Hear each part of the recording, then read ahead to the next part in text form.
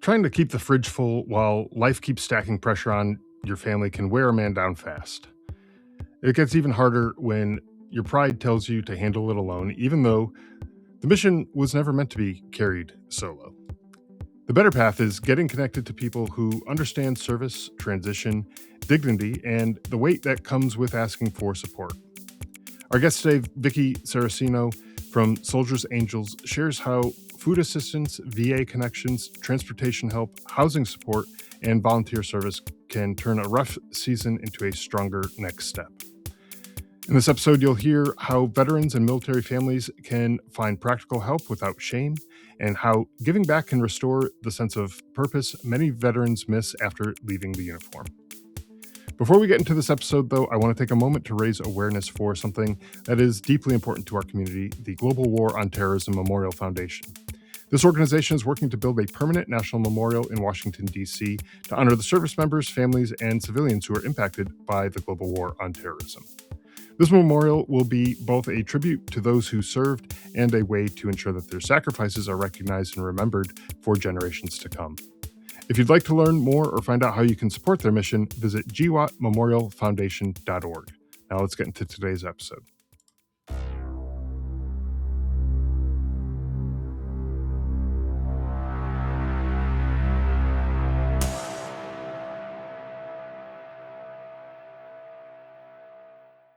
Hey, Vicki, welcome to the show. Really glad to have you here. Thanks for having me. I appreciate you being here. Yeah, absolutely.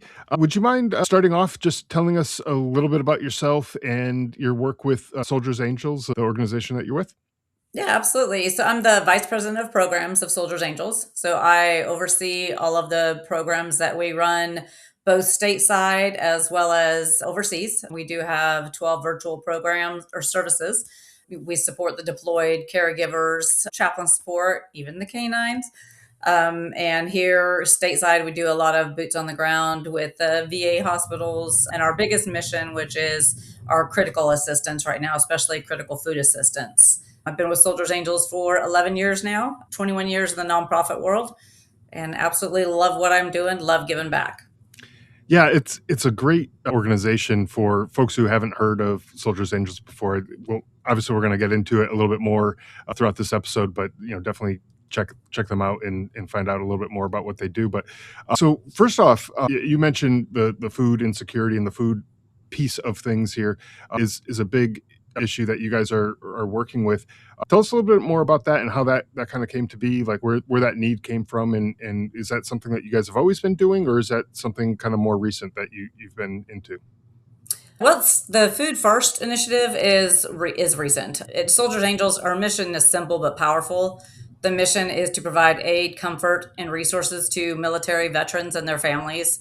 Our major focus right now is on critical assistance programs that address food insecurity, homelessness support, transportation assistance, and we also have a focus on ensuring that our deployed service members receive care packages. We try to do 100% every month, but our board with the new strategic plan did go with a food first focus, and so we've done a lot to increase our food support over the last probably 7 months.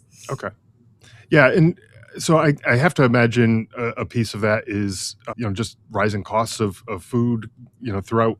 I mean, we've all been to the grocery store. We've all seen prices of things going up, and it could be difficult for families, especially on maybe it's a fixed income or something like that, where they aren't able to perhaps afford some of these things. Are you seeing a lot more need because of kind of economic factors, or how is that kind of playing in? Oh, absolutely. And one of the things that we take pride in too, I did want to just mention this, is at Soldiers Angels, it's not just about providing the resources. We build a human connection. So we want every service member and veteran to know that they're seen, they're valued, and they're never forgotten, even after they come home. So with the food insecurity, we did see an increase towards the end of last year. Obviously, with the shutdown that happened, we kind of went into, I'd say, kind of hyperdrive. We had already started increasing our food distributions. So we do have military and veteran food distributions in 8 locations. And with those, we do it's basically drive-through. The veterans and service members register. Once they're approved for a year. They register each month. They come through. We try to give on an average of 75 pounds of food per veteran family, and that's everything from meats, produce, dry goods, canned goods. And they drive through. They don't even have to get out in the heat, the cold, the rain, snow. We'll be outside doing that, but they don't have to get out of their car. They're going to drive through, and we're going to put it in their car for them.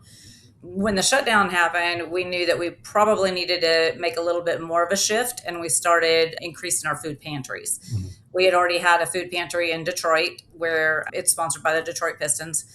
And then the Charlotte Hornets came in and sponsored a food distribution in Salisbury, North Carolina. We even took our conference room table out of our conference room, cleared it all out, and threw up a food pantry at our headquarters in San Antonio, and then have started moving our offices into bigger locations so that we could increase that effort, with the most recent being in Atlanta. We just started that one a few months ago, and we are getting ready to start one in Dallas as well as in Orlando, and have more scheduled. So with the veterans that are out there, is it are there like just in those regions that you mentioned, is that where you guys are currently located, or are there other locations that you guys also will support in other ways? Maybe not necessarily with the same type of food pantry, but like with some other services that you guys offer?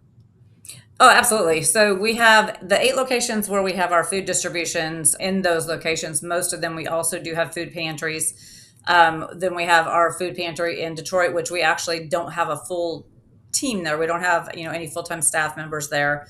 But in other areas, we also do work with the VA hospitals. So we work within the VA hospitals doing patient visits, comfort carts. We provide coffee and donuts for them to have, kind of something nice when they come into the VA. We want to be that, give them that change. There was always a stigma there before that we want to help change and be the smiling faces when they come in.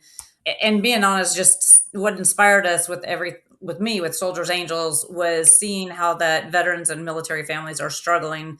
And there is a misconception that guarantees stability, but that's not the reality for many families today. Right. We see veterans who've served honorably, but are going to have to choose between groceries, rent, medication, or gas. One of the things that we do when we register our veterans is we also ask them if they need services such as to be registered within the VA. Maybe when they got out of the military, they didn't register for VA services, so they're not receiving their medical benefits. Mhm. So if they do need help with that, we want to make the right connections for that. If they need help with their disability claims, that's another question we ask, so we can try to help make that connection. We even have a couple of partners that do job services. They hire veterans. And so it's another question we ask is, are you looking for employment? And if they are, we try to help make those connections as well. So kind of full circle within the VA by doing what we do there, as well as connecting those veterans and then the active duty service members as well with these services. Yeah, and there's so many services that are available to veterans through the VA, and all the programs that are available. You just mentioned medical care, but there's other things too. There's job training. There's other career related resources. Which if someone is financially having a difficult time, they're not able to find work, or the work that they're finding is not sufficient to support their family, in whatever area that they're in.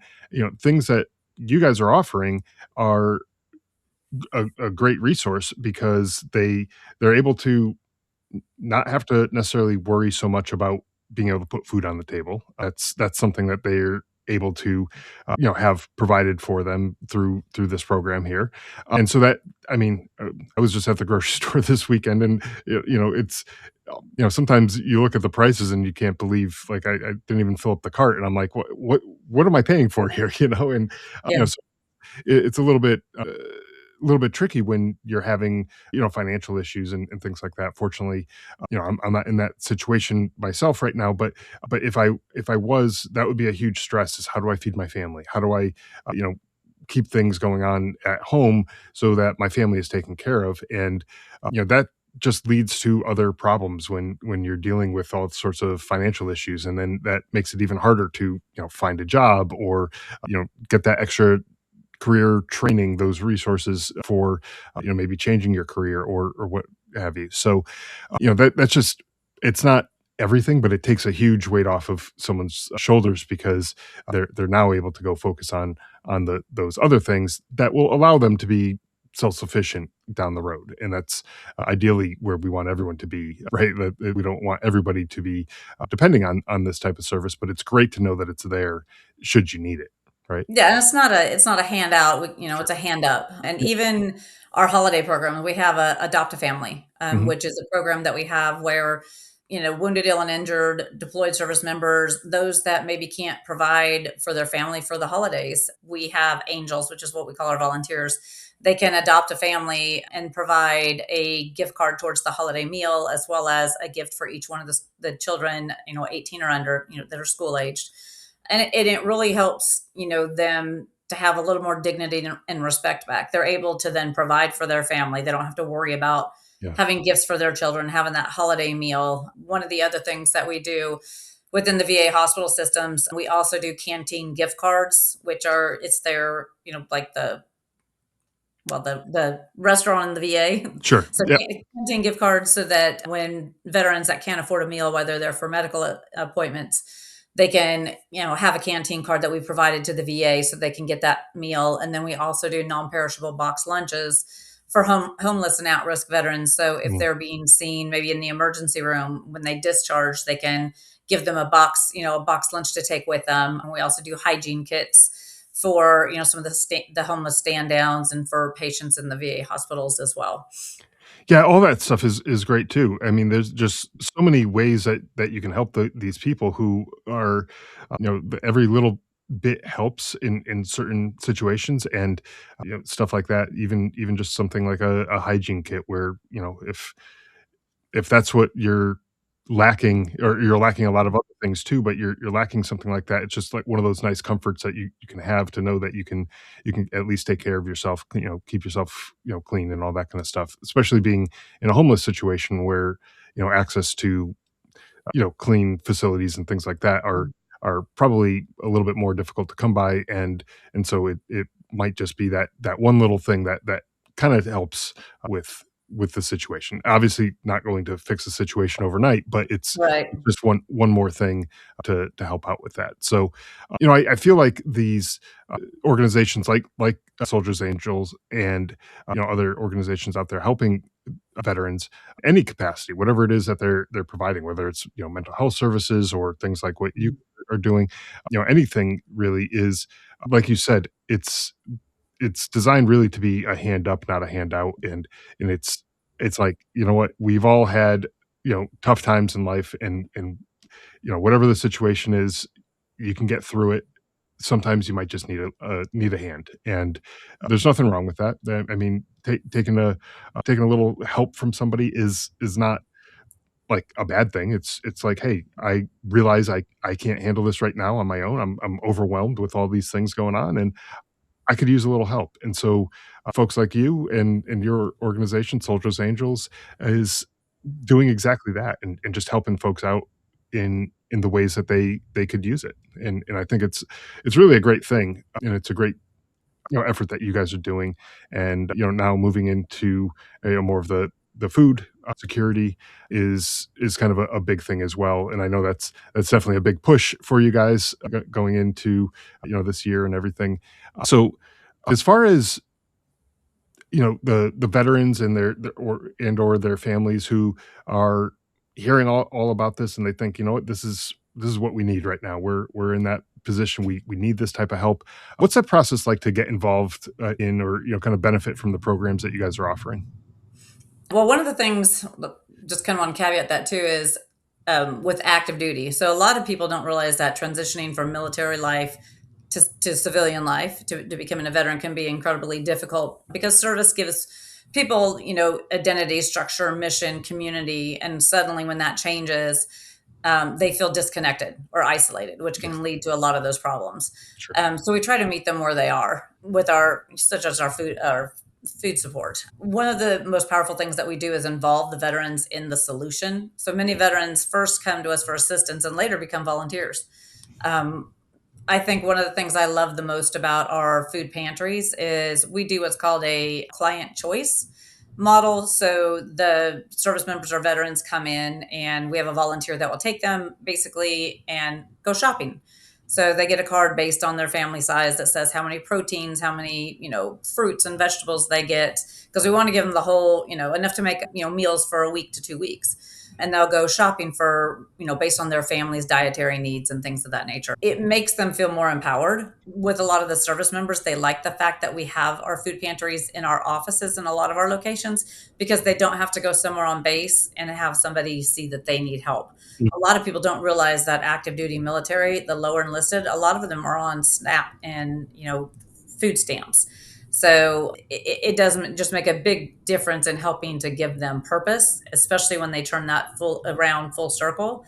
And the video that I did send you, it does. We actually do have a veteran talking about how much he appreciates what we do, and if he could physically do the work, he would love to come, you know, volunteer with us.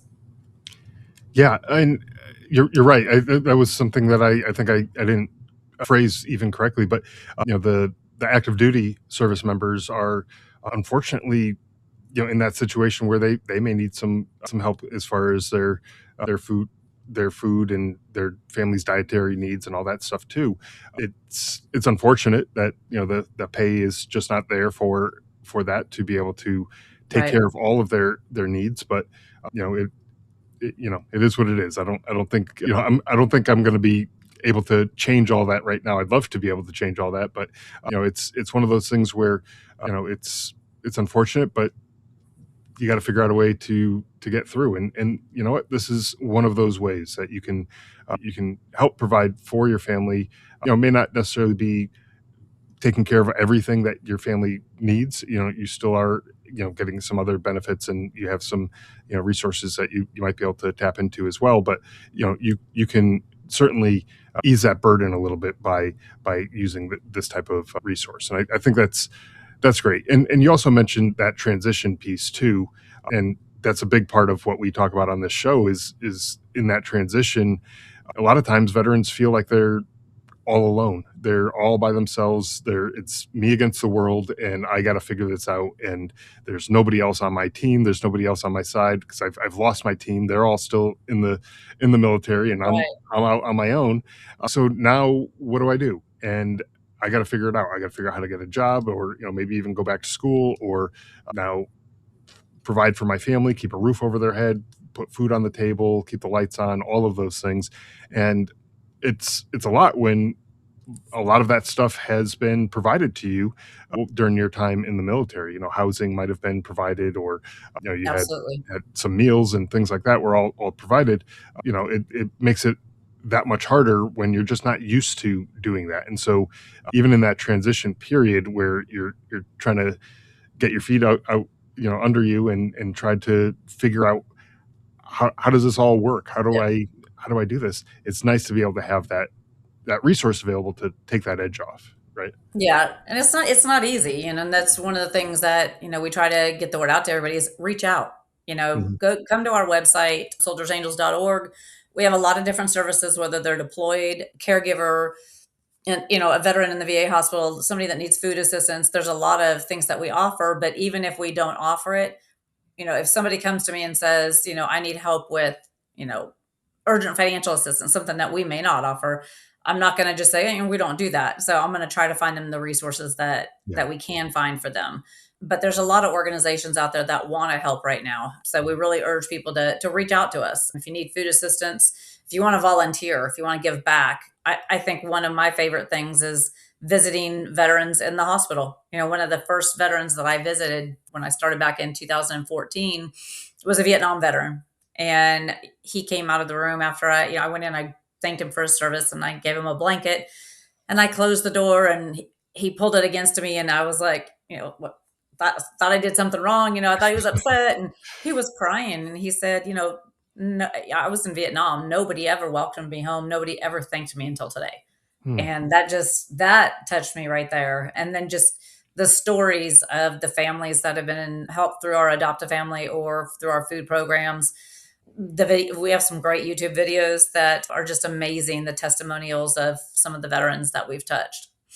Yeah, that's great, and you're absolutely right about the Vietnam veterans that they got definitely mistreated on their return home, especially when you think that, how many of them were drafted. It wasn't even their choice to Right. necessarily go over there, and they did it anyways. And they came back, and they're the same country that asked them to go and do all this that was treated them like they were the lowest of the low. And you carry that weight with you all these years, and then you know years later somebody like yourself comes around and has this welcoming attitude and all this kind of thing, and tries to make things a little bit better for that person. And that's going to uplift them quite a bit, I would imagine. So, but you know in any of these circumstances, obviously nobody wants to be in this situation where they need these services, and oftentimes it's hard for people, guys especially. For whatever reason, we're thick-headed, or I don't know what it is, but we just asking for help is just not an easy thing for us to do, especially when we get it in our heads that we're the provider. This is our job. We're supposed to provide for our family, and we're supposed to do all of these things, and then we're struggling with it and we're not able to. It's kind of difficult to admit that, hey, I need help with doing this thing that I'm supposed to be able to do. And so I feel like some of those stories that you were talking about on your YouTube channel, some of those kind of inspirational stories, would probably have a big impact on some of these people who are struggling to ask for help. Just hearing somebody else saying, "Hey, this is how it helped me, and this is what I was dealing with, and this is what they were able to do for me, and this is that support that I got," because those stories are like, "Hey, I can kind of see myself in that person. Mhm. I'm in that similar situation that that person was in, and they reached out, they did it, and so okay, well, if they could do it, I guess it's okay. I guess I can do it too, right? So, are there any stories in particular that stand out to you that you would like to highlight, just for the listeners here to, maybe encourage them to go check out some more of those stories? Yeah, there's actually one that really stays with me. It was a veteran who'd been attending one of our food distribution for months. At first, he barely spoke and clearly wanted to stay invisible. He's just very quiet.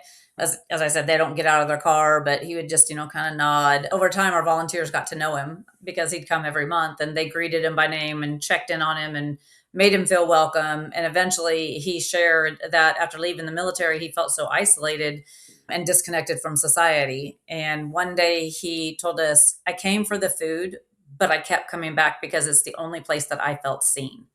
And that's the heart of what we do. Food matters tremendously, but it's the human connection that can be so important to them. And like I said, that many of them after that, they just, we've even had some that we call them walk up veterans that don't have a car. They take a bus and, they carry back what they can on the bus, or they might have taken a lift. And if they have to wait for a period of time, they'll say, "Well, why don't I help you out? Can I just help volunteer while I'm waiting?" Absolutely. And then we've had veterans that came. One that sticks out in my mind, Washington D.C. last June, when we had our very first one in Washington D.C. We had a veteran. He came with his wagon, and we had a lot of food there. We had meat and produce and all that. And he said, "Do you mind if I just take what I can stick under my bed?" Because he was living in a shelter, and he said, "Anything that I can't stick under my bed, somebody else will take." And so I just want to take, certain things. And I'm like, of course. So things like that really stick with you, because not only did he need the food, he didn't have transportation to even get there. Yeah. Then that's one of the other things that we do with our critical assistance is we do provide transportation to veterans that can't get to the VA hospitals for their medical appointments. The VA does reimburse for rides to medical appointments, but a lot of times veterans can't upfront that cost. Mhm. And so we want to make sure that they're able to get there to get that medical exam or social services. Many of them are going from homelessness, chronically homeless, to housing for the first time. And that's through the HUD-VASH program, which is a relationship between the VA and the Department of Housing and Urban Development. And we have housing packs that we give them. So when they move into their new house that the HUD-VASH is giving them the stipend for, we will send them a welcome kit, which is things to go, things for their bathroom, their bedroom, their kitchen. And they actually get to go online and shop with our volunteers. They'll go to Amazon and get to pick out their things. So it gives them the sense of, hey, this is, I'm not getting a handout. Somebody's not just shipping me something. I get to help pick out my stuff. Sure. Yeah, and that's, I think, important too, involving the individual in that whole process too, so that they're feeling like it's more personal. It's what they Right. actually could use and would need, and not just some generic off the shelf because you have a warehouse full of stuff and you just grab whatever, any old thing, and just handed it to them, and it's very impersonal, and it's not probably exactly what they're looking for. I'm sure they'd be Right. grateful to get whatever they could end up with, but it makes it that much better when you're able to say, you know what, this is the thing that I needed, and it just makes it a little bit more human, that connection that you're building with that person, you know? Yeah, it's Um, special because then they, their kids, when their kids get to see, we sometimes we like to deliver them so we can watch them unbox their stuff, and the kids get so excited when they see their new stuff for their beds and yeah, things of that nature. So, yeah, it, yeah, it's and rewarding. and it's especially great when you see the faces on the kids when it's something that they can appreciate, the instead of just, maybe a generic, pattern, bed sheets or whatever, and it's something that they're into. If it's, baseball or cars or something like that that they're into, and it has that pattern on it, and then they look at it, and it's like, okay, this is super cool, and the Yeah. excitement on the kid's face. It's almost like, Christmas morning when you watch your kids open up presents. It's like that's just a, great feeling. I know as a father myself, I I like watching my kids open up the presents more than I like opening up the presents myself. It's just that kind of thing. So I can imagine similar for you guys. Just seeing the impact that you guys are making as well, on all those folks who are benefiting from these services. Yeah, and So such as them as the volunteers too, because the volunteers that, sometimes they'll be the ones delivering and they yeah. get just as excited as the service members or veterans do when they're getting those items. Yeah, absolutely. Now, are there any challenges that you guys are having as far as, volunteering and, getting volunteers, I should say, or the logistics of delivering some of these services or products, or whatever it is that you guys have going on? Or, how do you guys overcome these things that might be seen as challenges to someone from the outside looking in? Yeah, there are a lot of challenges. One of the things people probably don't realize right now is food banks Mm, are short on supply of protein for one. It's always the hardest to source is the protein. We want to make sure that they have, meats and if we're gonna get them spaghetti and sauce, we want to get them hamburger to go with it. So we want to give them full meals. And recently, it's not as bad right now, but recently they had gone through a period where it was really hard to be able to source protein. So we started having to look at other vendors that in fact, we use a couple of places out of Las Vegas where we're getting a lot of meat shipped out, and we're, having to find cold storage to be able to put pallets of protein in there, and order from other places, like canned tuna, canned chicken. Costs are rising. The food bank's costs are even going up. So it's not cheap mhm, to buy it at the food bank either, but we're also having to source from other vendors as well. And then the volunteers, because it's if you're a volunteer, you have a choice to go today to help at a food distribution or not. So if it's storming outside, you may not want to go. And sometimes like in Atlanta, it'll take us 70 volunteers to pack out sometimes 20 to 30,000 pounds of food in a 2-hour period, and it might be storming. We are very grateful that the majority of our volunteers they're diehard volunteers. They're going to come in the rain, the sleet, the snow, just like the employees are. The veterans are there. We make sure they don't have to get out of their cars. We make it work. So they're, between the food costs, getting enough volunteers, and the funding to be able to support these different, it's challenging yeah. because, each food pantry is about $50,000 to sponsor for a year. And our goal was to open 5 new ones this year. And I think we've already are just about on the 5th one. And we've got a few more coming down the road that we're working on. So just finding those local partners, whether it's VSOs or companies, foundations to try to support. Um, I have quite a few companies that have a lot of volunteers and they love coming out in full force. So we're very grateful for that. Oh, that's great. Yeah.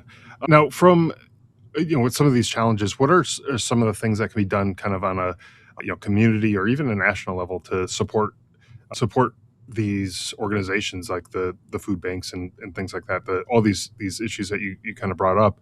Do you think there's anything that people can do to help support this, or what solutions do you see? No, absolutely. We have a lot of people that will do food collections, food Mhm. drives, and drop them off at our food pantries. We have, our headquarters in San Antonio. We have a warehouse right there. A lot of the offices that we're moving to, we have storage space. So just people that want to collect food and drop off foods. We're looking at doing an Amazon wish list where people will be able to go on and purchase food on Amazon.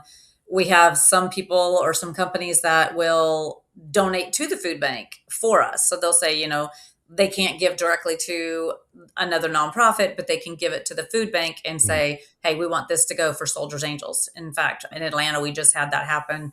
We had a generous donor that said, hey, we've got this, $5,000 we want them to use for food, and we want this extra money to go towards them setting up their food pantry. Right. Because it's not just the food. If we're going to set up a food pantry, we've got shelves and, industrial freezers and refrigerators and cold storage. So between that, volunteers, always need volunteers. Mhm. And then the corporations that just want to support, whether it's sponsoring a food distribution or a food pantry and coming out in full force. And we have quite a few companies that do, come out and bring 50 to 70 volunteers for one event.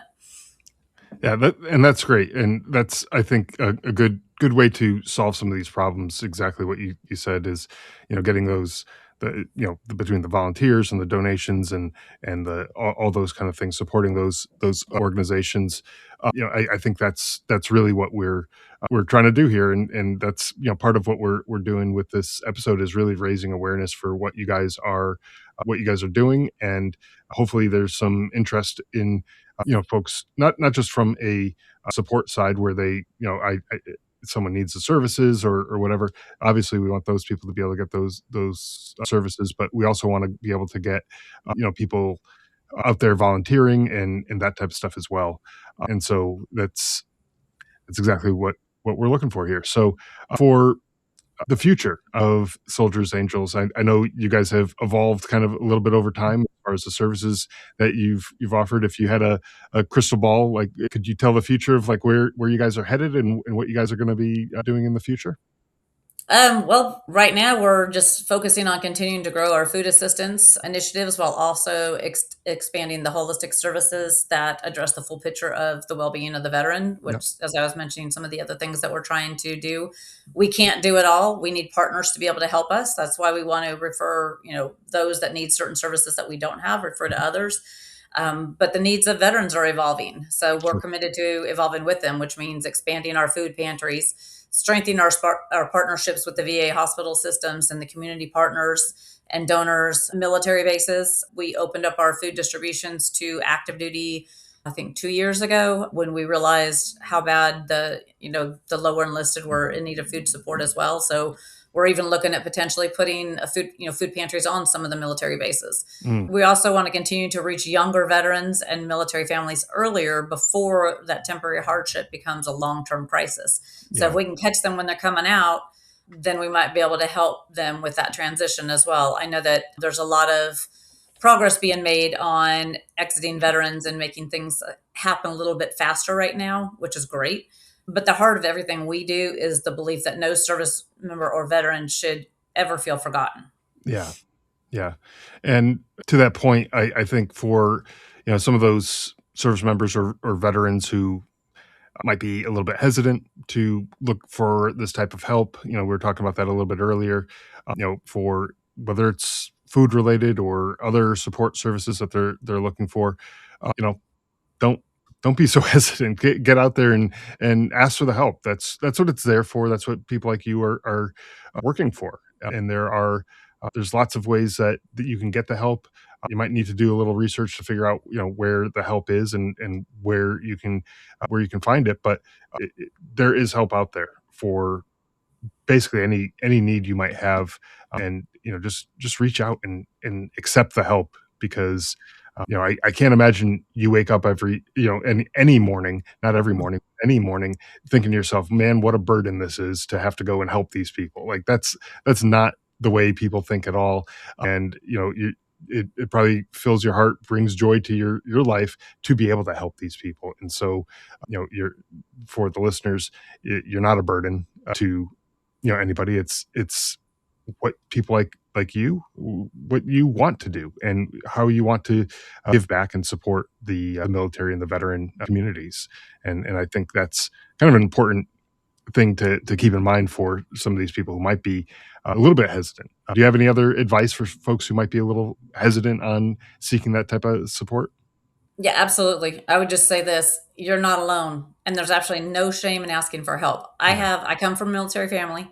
Um, I have family members that were lower enlisted at one time and were on state food stamps and SNAP and stood in lines to get food. Life circumstances can quickly change for anyone, and seeking support is not a weakness. It's a strength, it's a responsibility, and it's self care. The Right. military teaches people to look out for one another, and that's exactly what organizations like Soldiers Angels are doing. We're continuing that mission of service. And often taking that first step opens the door to much more than just the immediate assistance. It can lead to community and friendship, resources, and stability and hope. So you served your country, you deserve the support when you need it, and we want to be there to do that. Absolutely. Before we wrap up, I know you mentioned the website for Soldiers Angels, soldiersangels.org. Is there anywhere else that people can go to check out Soldiers Angels and the services that you guys offer? Yeah, our website would be the best for just seeing the services, but our YouTube channel has a lot of great videos. We have testimonials from veterans, the majority of our volunteers, and let me just say this, we have, I think it's 72,000 volunteers. And a lot of them are veterans, not all of them. A lot of them are veterans. A lot of our staff are veterans. We work with the Skill Bridge program, which is Mhm. a program for military service members when they're transitioning out the last few months of their service. They can actually work for be still being paid by the military, but work for us, and get job skills for them to help with their transition.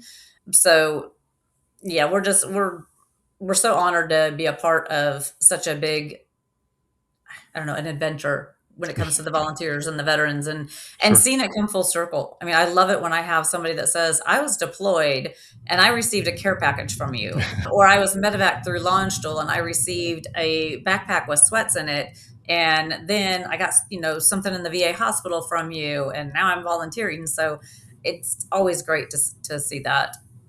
Yeah, absolutely. And so I'll have links, all these links in the show notes for the listeners who want to check out Soldiers Angels and everything that you guys have to offer. And we'll have some other resources in the show notes as well. But Vicki, thank you so much for coming on and sharing what Soldiers Angels has to offer, and kind of providing some messages of hope and support and inspiration to some of the listeners who might need it. And if some of the listeners maybe aren't in that position where they need it, they might know somebody else who does, and they might be able to kind of nudge them in the right direction with some of the stuff that we talked about today. So thank you again for coming on the show. I really appreciate it. Well, thank you for having me. It's been a pleasure being here, and I can actually send you some more of those YouTube videos that will probably be pretty inspirational to people. That would be great. Absolutely. All right. Thank you so much. Thank you.